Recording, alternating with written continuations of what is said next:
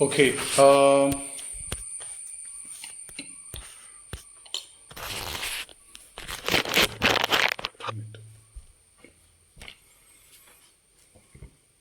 We are talking about the theosis.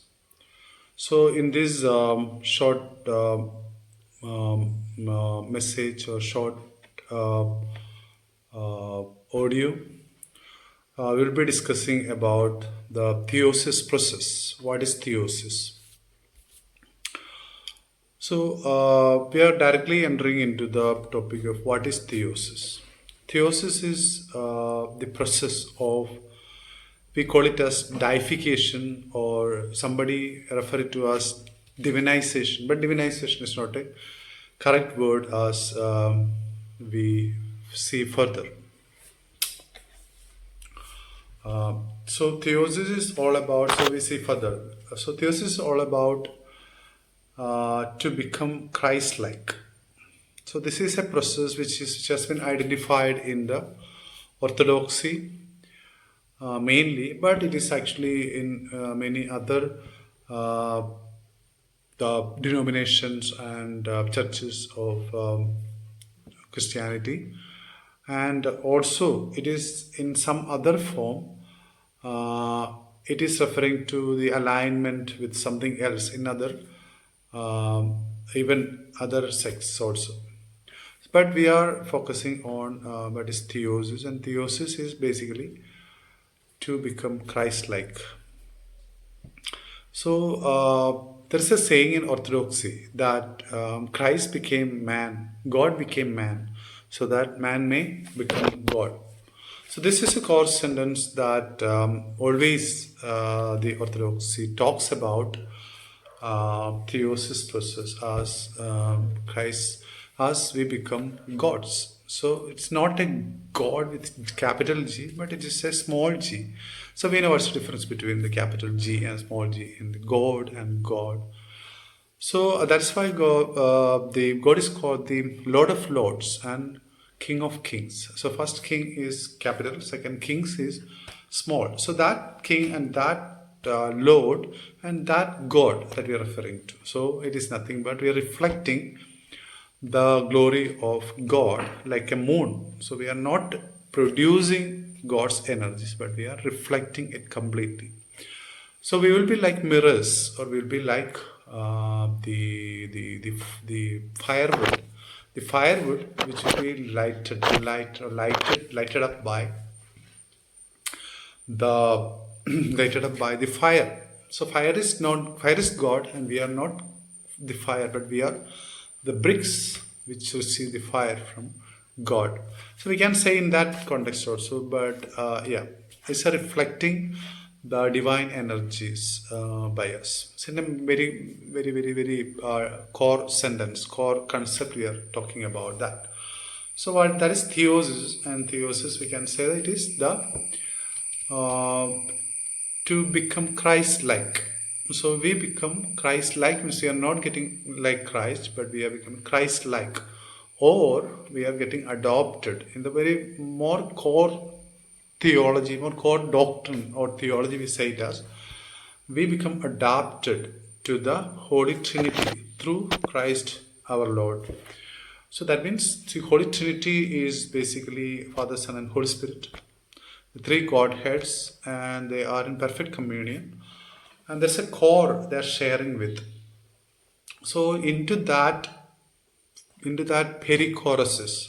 So that's again a core word which is perichoresis, which is nothing but a divine. We said a divine harmony or divine dance of the Holy Trinity, that we call it as perichoresis. And into that chain, we are also getting adopted, not exactly like the holy Godheads, one of the Godheads, no, but we are getting adopted as the sharers or the partakers of the glory or the energies of God.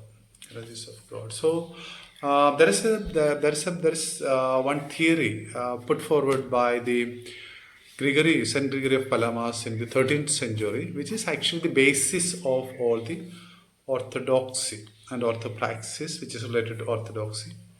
So Gregory of Palamas put forward this theory of the essence energy principle.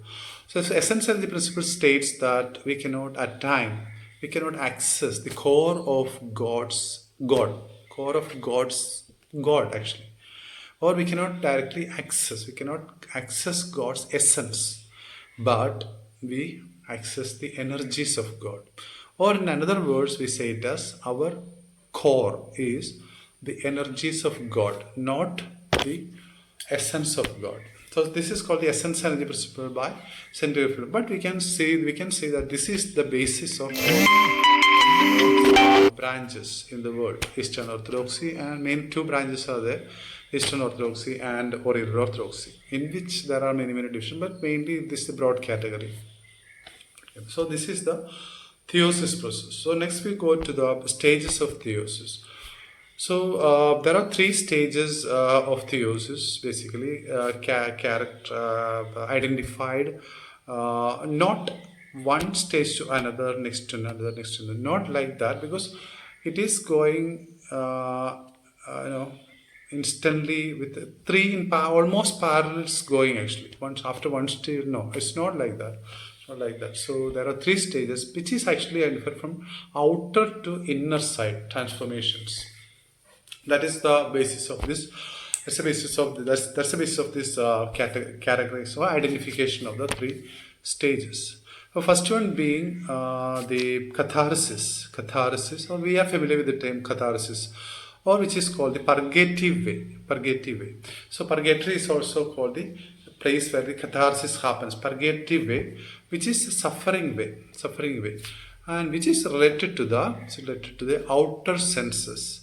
So, by the way, we have to state the concept of man, the perception of man, or the cross section of the anatomy of man from the church fathers. So, how did they perceive the human being?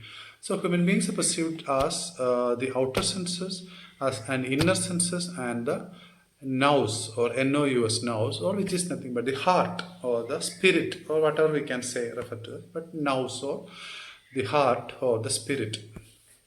So outer senses, which is again we can say it in us like the body, the mind and the spirit.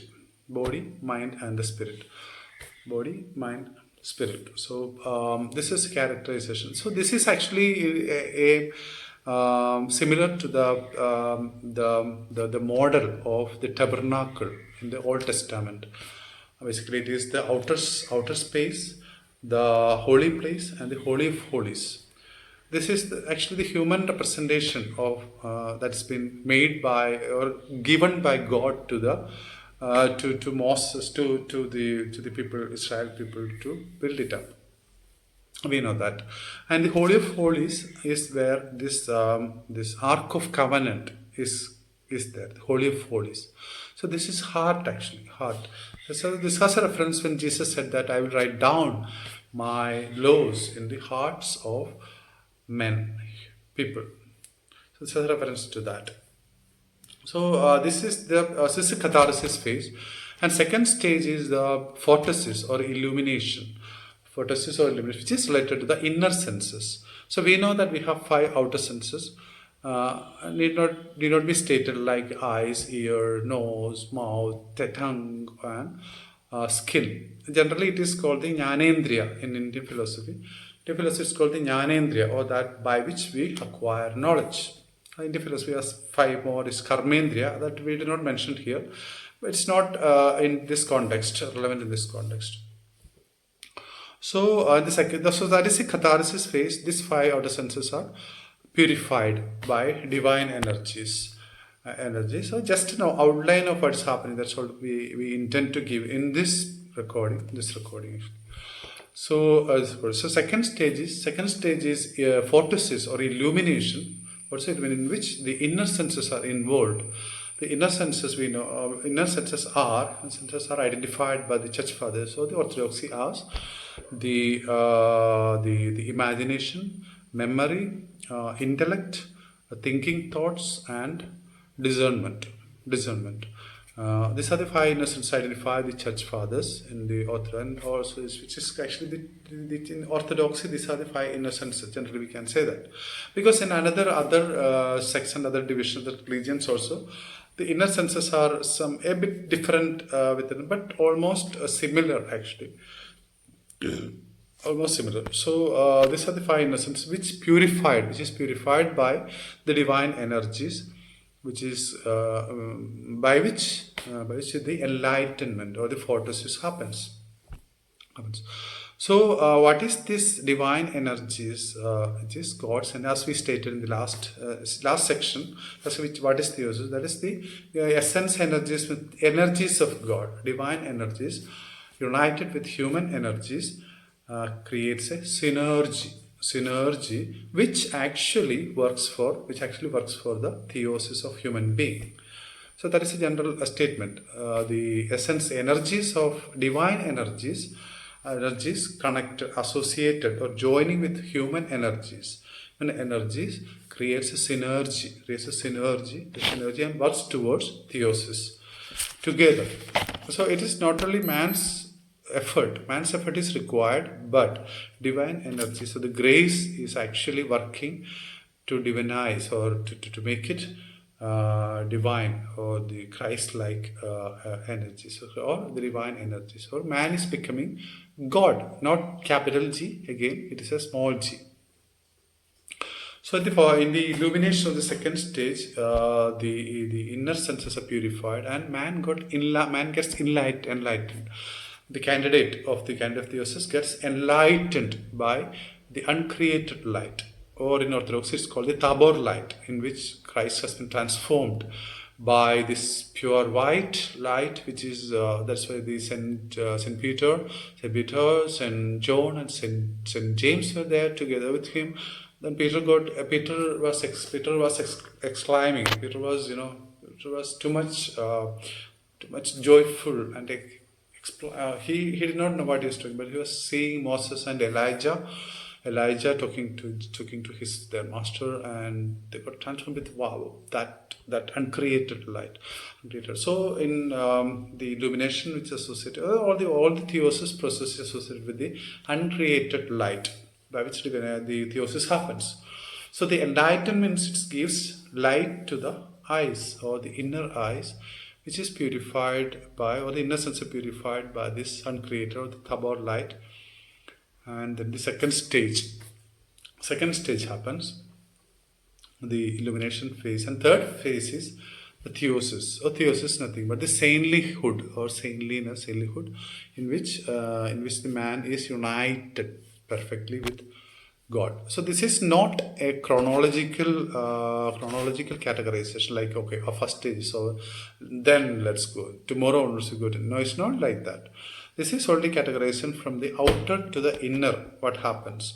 Outer space, in the outer area, or the body outer senses, the catharsis happens. The second stage, inner senses, and or the mind, or the holy place, in tabernacle's structure. It happens, the illumination photosis, and third stage is happening in the holy of holies, in the heart united with God, or the heart is getting connected, transplanted to the divine Christ, and then the divine energy starts to flow into us. So this is called these are the three stages of theosis. The third, we are going to shortly. We are going to. Yeah, it's not a big recording, or it's an overview. So next we are going to the stage of theosis, and each stage explained. Okay, we have 4 more minutes in this section. So 4 minutes, or 6 into 3, 4 minutes. Yeah. So these are the 3 stages in which the candidate is outer to inner going on. So often the catharsis phase is very painful, because catharsis phase there is no light actually. So in the context of Bible, we can interpret it as the sufferings of Christ, the passion. By his passion, he suffered on his. In Malayalam it's called Kashtanubhavam, or the sufferings of Christ is actually the demonstration of the catharsis phase, in which we face humiliation, we face the this kind of pain in our body. So body is tormented, and body is weak, and body is by we also make it more and more not suffering, but a kind of sober stage by the fasting, Lenten fasting. That's why the Orthodoxy has a lot of Lents and fasting by which the body is, purified, and this is demonstrated by, this has been demonstrated by our Master Christ throughout his, from Gethsemane to the cross and his death on the cross. All these things are actually for demonstrating to a candidate of theosis actually.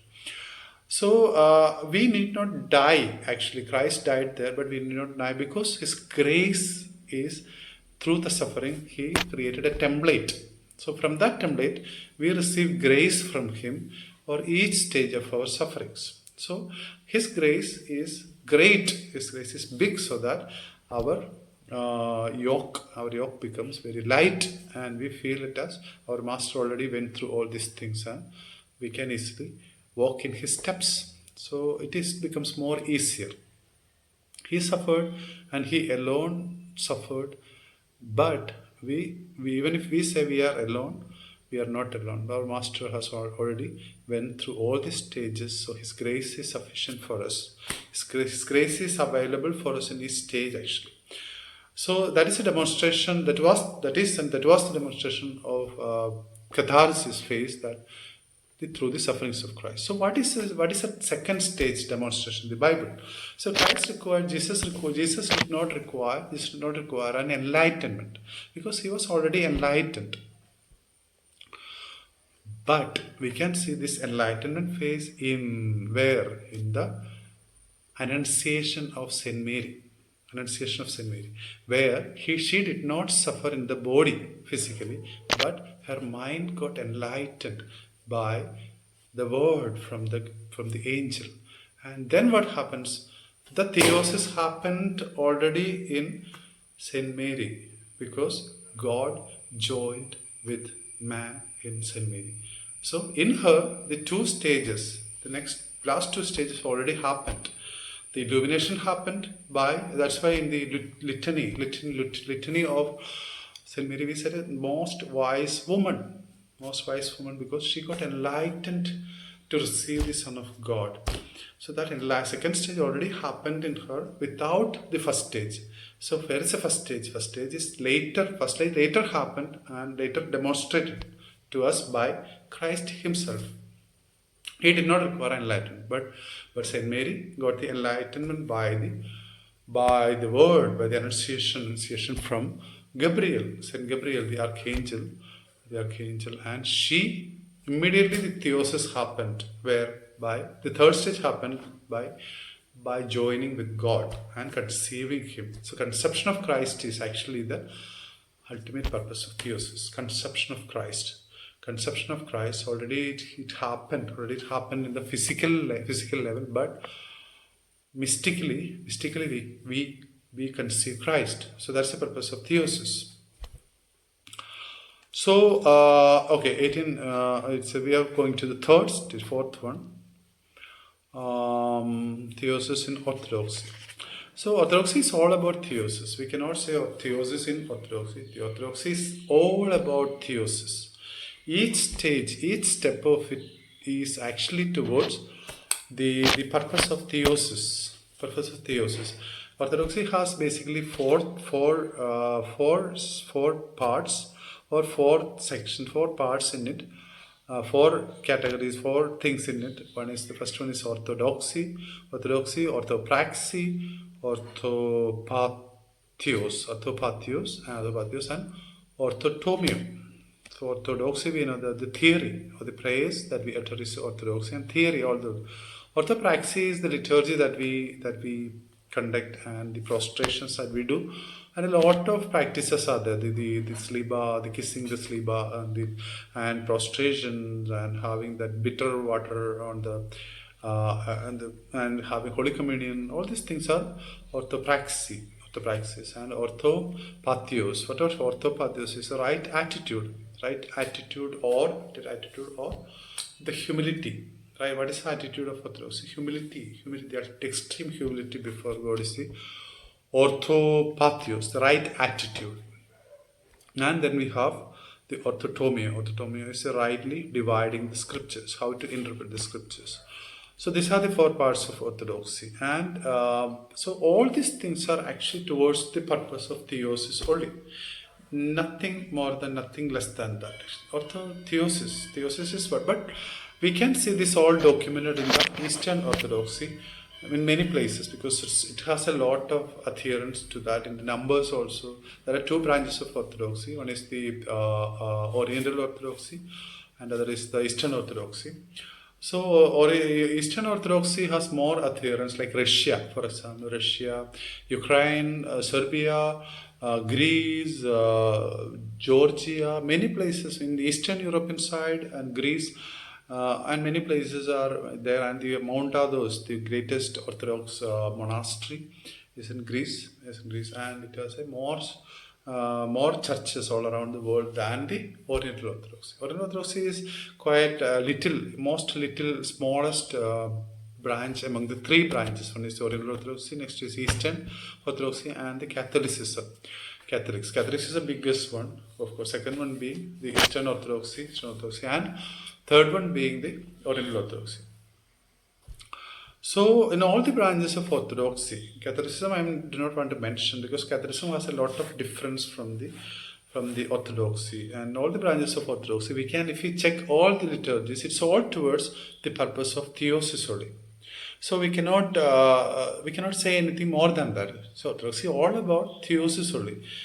All practices, all liturgy, and all prayers are towards joining with God, or the theosis process only.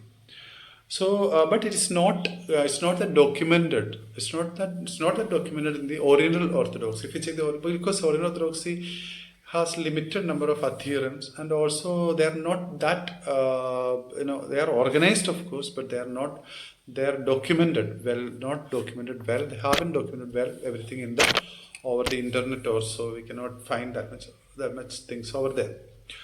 So, but Eastern Orthodoxy is all documented, but Oriental Orthodoxy is not that documented in the internet. It's not available that much. Not available. So, so it's all about Orthodoxy itself. It's all about theosis only, theosis process only. But we say that theosis in the Eastern Orthodoxy. But if we say theosis in the Oriental Orthodoxy, sometimes nobody will understand that what you are talking about. So they have another kind of, but if you check all the basic things and all things, it's all towards theosis only. So somebody has to teach the Oriental Orthodoxy people that this is theosis. But Eastern Orthodoxy has more understanding, because it has more structured teachings there in the monasteries, and many monasteries are there compared to the Oriental Orthodoxy. So, so I do not want to mention more than that. Actually, it's all about theosis only. It's all about theosis. There's nothing I can say more than Orthodoxy is all about theosis. That's it. Also, if we check the Orthodox text also, if we go to the Philokalia, we'll come to the Philokalia later, or the sayings of the Desert Fathers, or the early church fathers, or we can say that this theosis is the main topic of Christianity itself, basically. So we can see the church fathers and the Desert Fathers mainly. We can see it. So that's it. Then we go to the practices involved in the theosis process, because there are many practices that has been identified with the theosis. Of course, the orthopraxy is one of the main practice that is happening related to theosis. Although whatever we do in the church is associated with theosis only. And more than that, many practices we can see, more than what we see in the church. Basically, I am from Oriental Orthodoxy, Syriac Orthodoxy, and more than what happens in the church, more than what we do in the pray according to the church things, there are many things that are many practices, the many practice that has been practiced on the monasteries, mainly in Eastern Orthodoxy and also in the Orthodox also it is there. So what are these practices? Practices are, first of all, we cannot, we have to mention the basic church practice or the practice that we do is the prayer. The standing prayers. Standing prayers is very much important. Standing prayers in the Orthodoxy is very much important in the Theosis process. And second one being the prostrations. Prostration has many more relevance than even the people of the church or the Orthodox churches identify or they understand. So we will come to that in the later episodes. We will not cover it in fully here because the scope is it's out of means it's an overview that we are dealing with this recording. So prostration is another practice, and Holy Communion. Holy Communion is very much important because that is where all the power, all the divine grace is coming to us. Holy Communion is very much important. And the confession also is important because that is giving us an openness to God. And then we come to the monastic past. These are the church practices, and furthermore many other church practices are there, but I do not want to mention here. I do not want to mention it here, but more than that, there are monastery practice, or that practices in the monastery or the monks that they do is we want to mention that also. What are this? This is Jesus prayer. First one being the Jesus prayer. We'll come to that actually. Jesus prayer I want to elaborate a little bit. So Jesus prayer will come to that later. Jesus prayer is first one of the main practices that we can recite on the beads, on the rosary, on the prayer rope, or not with the prayer rope. We can Jesus prayer is a separate topic, or we're dealing with that in the coming episodes. But Jesus prayer is one of the main practices that we do here. And another one is in the monastic circles, they used to practice the humility, how to attain humility.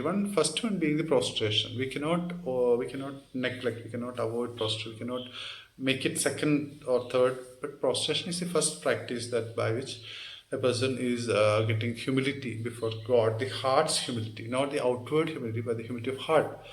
So that is the prostrations.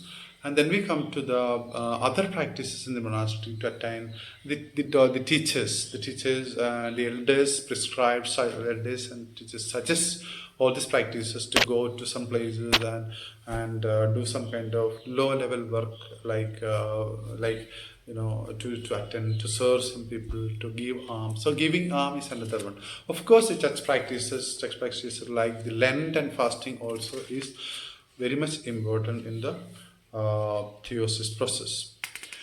And these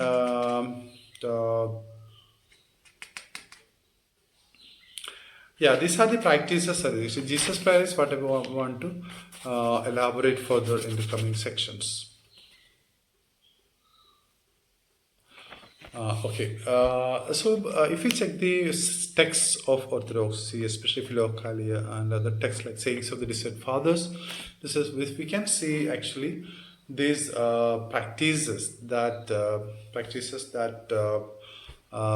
the monks did in the previous thing, especially in the Mount Athos. Now what happens in Mount Athos, we can see some recordings, some videos of Mount Athos on YouTube. So they have a continuous prayer for 8 hours. But we in the Orthodoxy and also in Orthodoxy also we have 7 times prayer. So churches, monasteries have this kind of different practice, and also some one I forgot its name. Some practices then the Mount Athos and all, which is so there are many practices by which they align with the angels. So angels and demons is a different topic altogether. We come to that in the later episode. So what are angelic forces are actually upgrading or taking us to the higher consciousness of God, but while the demons are pulling us to the lower consciousness of God, lower consciousness than man. So angelic forces to align with the angels is very much important. So we can see in the homilies of Syriac Orthodoxy, many homilies of Felixinus Baba, I think, it's saying that, oh God, in prayer, let us see the fire bearing angels in prayer. So we are aligning with them. So that is one of the practices. Personally, I have one practice, dance with the angels. I was calling it as perichoruses first time, but then I mentioned both ways, perichoruses as well as dancing with the angels, incensing and dancing with the angels. We align with the angels in that. So there are many practices that has been that's been done by individually and also by monasteries in the towards this purpose. So that's it. We'll come to that later because it's a big topic actually. So just giving an overview of things in this recording. So when we come to the next point, the churches, monasteries, groups in this. So this practice has been where do we do this practice? Where do we do this practice? First of all, it is happening in the around the church. Church is our central point. Church is our central point, and without the church, omitting completely the church, nobody can do this because church is the central point of what happens there. Even the monasteries also, they have a church there. So church is where all this it's centered there, centered the church and its liturgies. What happens there? The liturgies and Holy Communion. From Holy Communion, we have it in the church. We have it in the church, and the gathering that we have in the Lord's, the special days and all, Sundays and special days, we cannot neglect that. That is of course the central point or central space or central location or center of our theosis is church and its altar, more specifically altar, and we focus on the altar and the church. So church we cannot neglect, and church is the center point of the theosis process, from where we receive the grace of God, the dues and grace and dues of grace. So we just a saying, just for one subtopic, what is due of grace? So sometimes I go to the church many times I go to the church for the liturgies, but sometimes I go to the church after the liturgies, maybe 1 hour after or half an hour after the liturgy, so that I collect the due from them. The grace which is already happened there. The due is a due, dues that residues or that precipitates or that is available there after the liturgy. And after the liturgy, if we go within 1 hour or so, then we receive the grace that already there. So that's just for a subtopic, the grace and the dues of grace. So that's it. And next one gathering place is monasteries. So monasteries is where, and now also somewhere it happens. Earlier it were these monasteries where all these practices were happening. The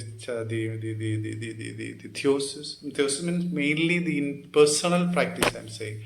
But the gathering practice happens in the church also. But few people are identifying that. But monasteries, most of the people identify what would happen to them during the service and what would happen to them when they come back to the monasteries and what should they do in the monasteries. They are quite sure about what they're doing and what's happening. All this. Monasteries is also very much important. Monasteries is very much important. And the monks and the elders, the people who can give us suggestions and advices is available in monasteries. The people who do all this stuff, they can give us good advices, the elders and all. So these are the monasteries, and then groups are there. Some groups the people can gather together in churches or some other places towards this purpose.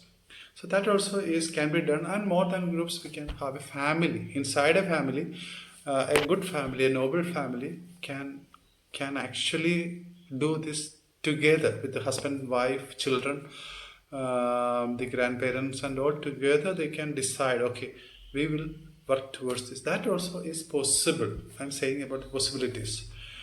Then we have individuals. Individuals can also do that. Individuals, in monasteries, they are groups. the monastic group, but in the individuals are monks. Individuals are called the recluses or solitaries, or in the Hidaya, or in our church the Rabbans. The Rabbans also they sometimes live together, but Ihidaya or the anchorites or recluses or solitaries who actually in forests or in some lonely places only looking forward to this purpose is actually individuals. Need not be a monastery or the person or monastery person, need not be monastery person, need not be a monk. We can be a house person, homely person, we can reside in the house and we can do that individually also. So these are where it happens actually. These are the places or the people with which it can be done. They can do that. Okay, 6. And then we come to the next one being the hesychasm and hesychasm. So what is hesychasm? Hesychasm is a point. Hesychasm is this practice only, this practice only. We say it in another word, but the hesychas, what they specify is the stillness of the heart by constant practice of what we mentioned already, the Jesus prayer and prostrations and all. They attain the stillness of the heart, which is nothing but the final stage of theosis. The final stage of theosis is called the hesychia, the stillness of the heart, the hesychast stage.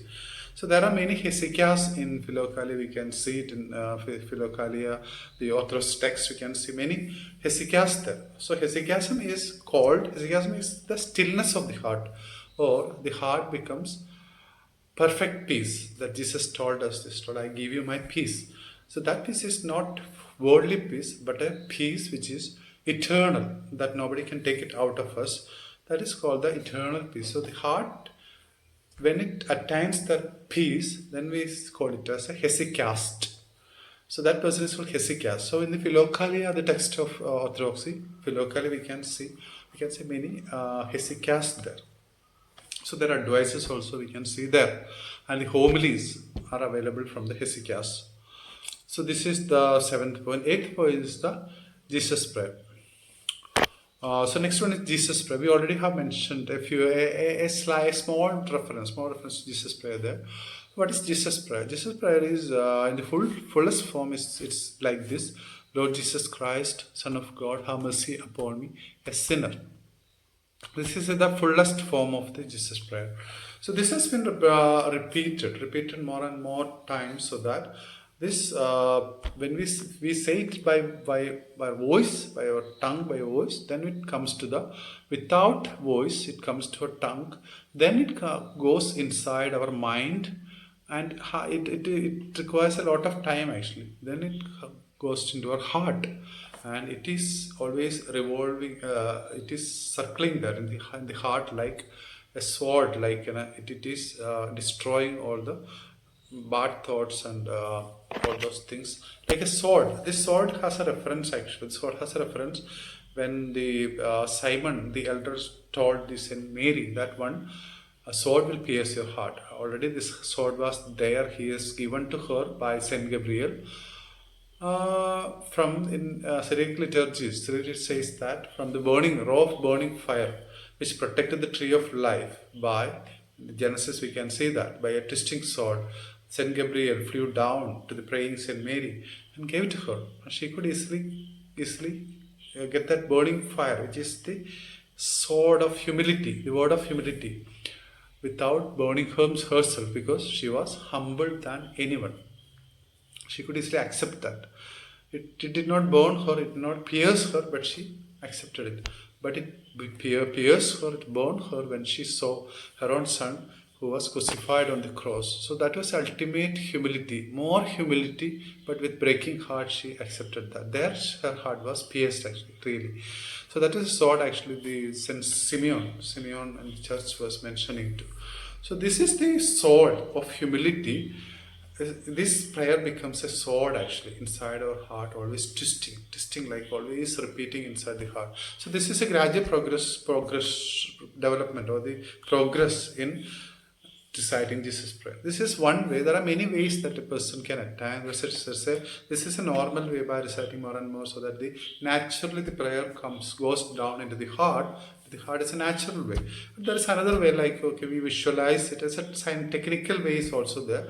But that is a bit. I practice both actually. I tried both. But I think the first one is more natural. Otherwise, we will be getting into many problems if we are not sincere enough. So it's better not to go for the second method. But first method is good. Very good. So that's it. Jesus prayer is actually a prayer of humility. It's just been modified. It's a modified prayer of the tax collector. When he said that, I am a sinner. In the church, he lamented. So that is modified according to and combined with the beggar. He said that David Putra, the son of David, have mercy upon me. A sinner is actually made in the tax collector. So these two prayers combined together to this form. One is the tax collector, Pharisee and tax collector is that Jesus. The Pharisee said, "Oh, I did this, I did that." The tax collector said, "Oh, I am a sinner, have mercy upon me." So that part plus the beggar in the outer street, he said, "Oh, son of God," the blind man. Yeah, that's a blind man. Please have mercy. So this together form the Jesus prayer actually. So that's a Jesus prayer, and Jesus prayer is always recited. If you see there's a literary work which is called the Way of the Pilgrim, which is called Way of the Pilgrim, in which that person, I forgot his name, he was always advised. He was always advised by the elders and the gurus and teachers to recite the Jesus prayer 1,000 times, 10,000 times, so on, so that. So slowly he was getting wisdom through that. So that is a very, very, very, very big, very crucial, very important literary work in the Orthodox circles, the Way of the Pilgrim. Okay, we are going to the next one, the Orthopraxy for Theosis. Orthopraxy for Theosis. We already have seen that actually. Orthopraxy, there are many orthopraxy. I don't want to mention it again. So we can make it very short and big, a very wide higher or wide overview. So the second, the last one being the Theosis in Philokalia. So the Philokalia is a text of Orthodox fathers. We can see it's available in Malayalam. Malayalam is available. In English also it's available. And many tiny languages it's available actually. So in Philokalia, if we check all those writings of the fathers, we can see these writings about theosis process. So they are mentioning not exactly theosis, but we can see the term hesychiasm there. Hesychiasm, and there are writings from hesychias also available in this Philokalia. But hesychiasm is actually mentioned to theosis only. So theosis and Jesus prayer is another important thing. Always in almost all the writings we can see that theosis, the Jesus prayer. So together it contributes to the theosis only. Everything is towards theosis only, and the practice of humility.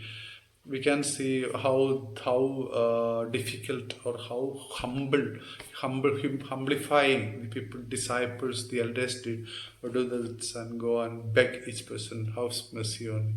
And like that, the very, very, very such not punishments but taming and training of the disciples by elders that they did in the Philokalia. We can see that. So Philokalia is all about towards this purpose only, even catharsis or the enlightenment by advices and other practices.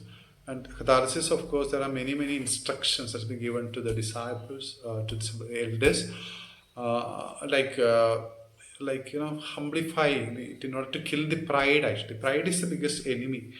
So to kill the pride is very important thing in the theosis process. And you can see it everywhere in the Philokalia like that. So that's it for the time being, and we will talk about it later as we move on.